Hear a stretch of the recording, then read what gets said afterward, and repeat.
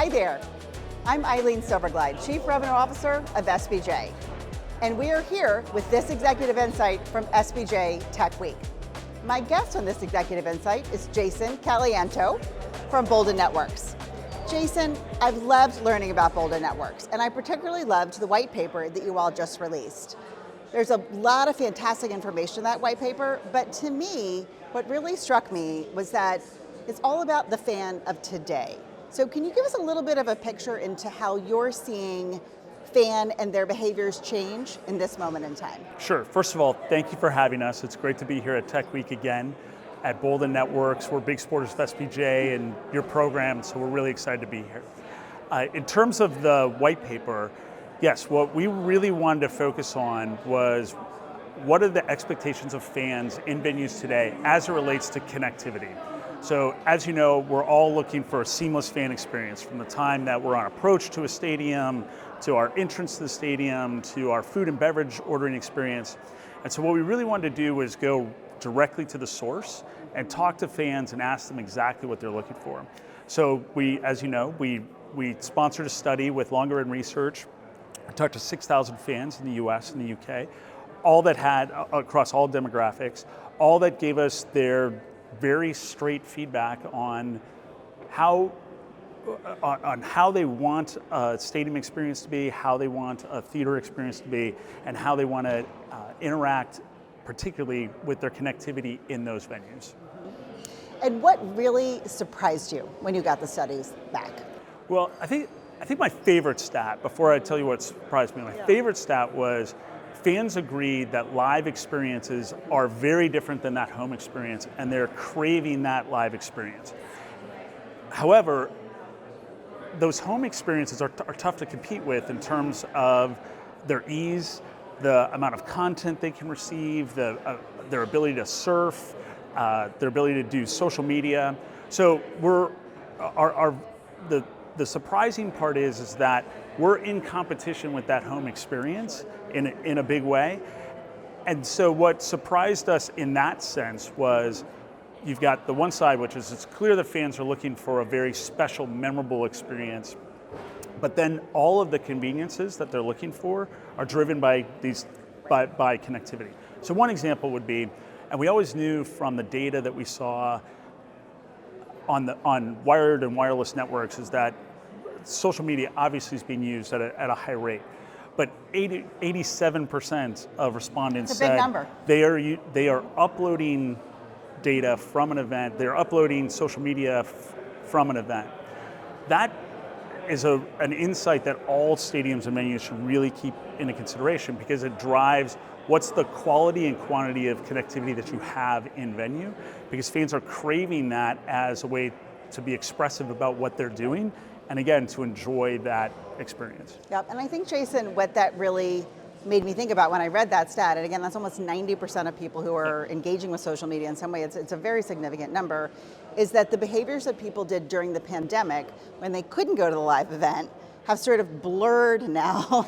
And so you're unfortunately, the expectations keep rising and rising and rising. So not only do they want an incredible live experience, they want the perfection of being able to have the food they want when they want it and talk to their friends on social media. So there's just so much pressure on venues to deliver what it seemed to me was a level of connectivity that allows all of that to happen. Yeah, I think that's exactly right.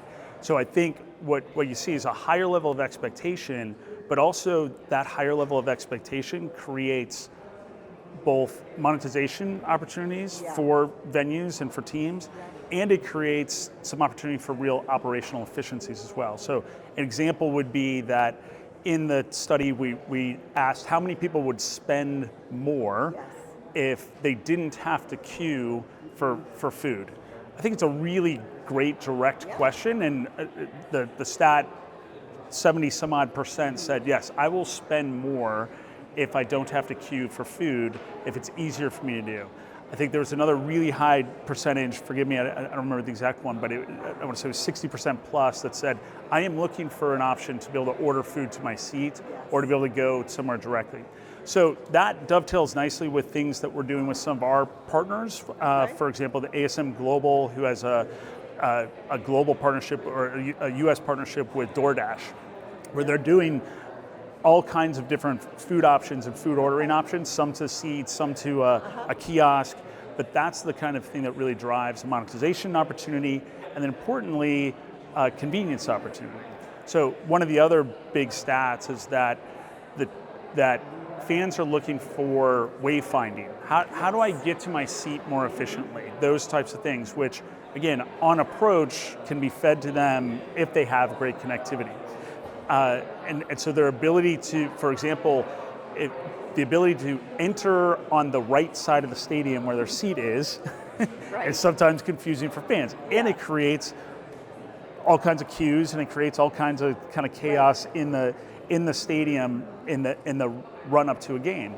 So that's a lost revenue opportunity versus saying, go through here, enter through the merchandise area, go past the closest food and beverage area, perhaps pick up something from a DoorDash kiosk or another provider's food kiosk, and then go to your seat. And that's the type of experience that I think the fans were giving us that direct feedback on. Yeah, that's super interesting. So really that just feels so seamless. And something you said a moment ago, Jason, that really struck me is it's all about operational efficiency and revenue. But really, if you think about it, it's operational efficiency to get more money, right? Well, because when I read in your study that people get there just kind of shy of an hour in advance.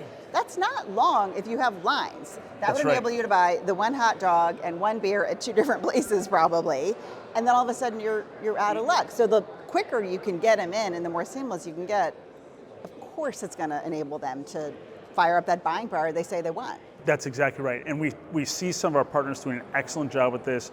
Everything from their own app that facilitates those types of opportunities, to the food and beverage options, to the food and beverage location options, those types of things. Because you're right, there's a revenue sweet spot there at the beginning, where if you can artificially lengthen that period of time because it's a more efficient hour, that could be a major difference in whether or not that game's successful or not for the team. Right.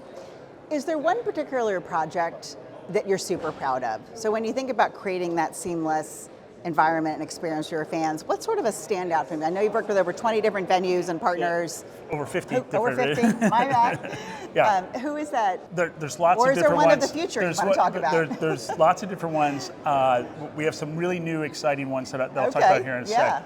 One place, though, that I would point out as just a wild success case is our partnership with AEG at Crypto.com and throughout LA Live. Yeah. And the reason is because it really encapsulates that stadium as well as the development around it. So in addition, it's got the Peacock Theater, it has all of LA Live, the JW Marriott, which is right there. Love that property. And so what AEG had a great vision for, and what we were able to help them put together, was how do you create this fan experience well before they enter the stadium? How do you have an entertainment district which is 24/7?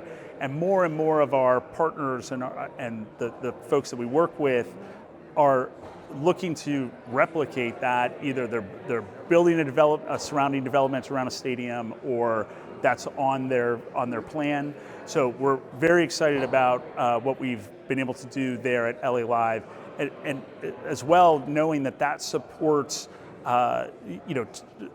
two NBA teams until just recently, a WNBA team, NHL team, plus just hundreds of days of music. Hundreds of days of music, right. I think it's a great example of what Boldyn Networks can bring to a partnership with different teams to really encapsulate this idea of always on connectivity at the stadium.